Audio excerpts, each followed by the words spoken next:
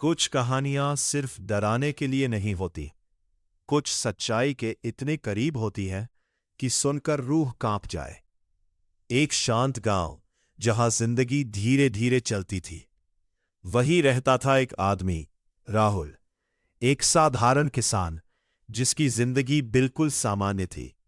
लेकिन एक दिन सब कुछ बदल गया। दोपहर का समय था। राहुल अपने खेत में काम कर रहा था। तभी उसे घास में हलचल दिखी। पहले उसने नजरअंदाज किया, लेकिन फिर उसने देखा एक बड़ा काला नाग फन फैलाए उसकी तरफ देख रहा था। राहुल घबरा गया। डर और घबराहट में उसने पास पड़ा डंडा उठाया और बिना सोचे उसने वार कर दिया। कुछ ही सेकंड में सांप मर चुका था। लेकिन राहुल नहीं जानता था कि उसने सिर्फ एक सांप नहीं मारा, उसने एक जोड़ा तोड़ा था। थोड़ी दूरी पर एक और नाग सब कुछ देख रहा था। उसकी आंखों में गुस्सा था और बदले की आग। उस रात सब कुछ सामान्य लग रहा था, लेकिन ठीक 2 बजे राहुल की आंख खुली।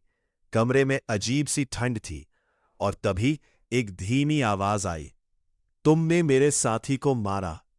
राहुल का दिल जोर से धड़कने लगा। उसने चारों तरफ देखा, कोई नहीं था।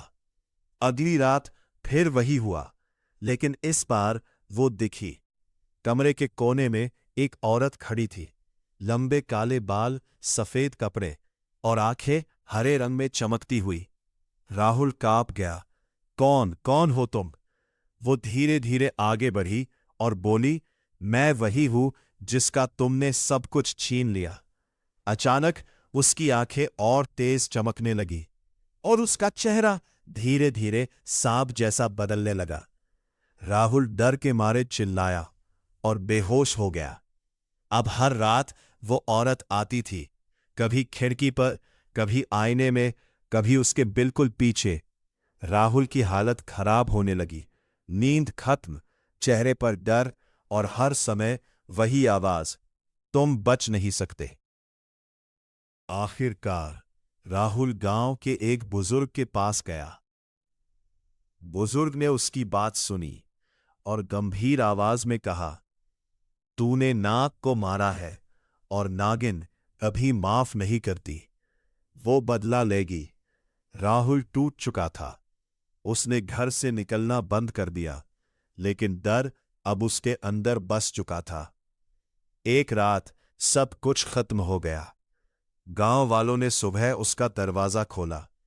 दरवाजा अंदर से बंद था और राहुल जमीन पर पड़ा था, आंखें